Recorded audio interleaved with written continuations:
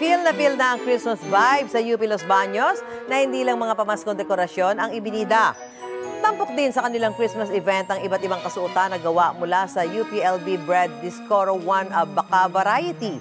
Inirapa yan ng mga estudyante, scientist, official, staff at alumni. Pinailawan din ng 47 feet na Christmas tree ng universidad na ginamitan ng 10,000 LED lights. Mayroon ding nativity display na may touch of abakarin. Makulay rin ang pagbubukas ng Festival of Lights sa Central Philippine University sa Iloilo City. Ibinidar yan ng sari-saring displays tulad ng Christmas tree at Christmas lights at ang masayang performances ng mga estudyante. Taon-taong ginagawa yan sa naturang campus. Gusto mo bang mauna sa mga balita?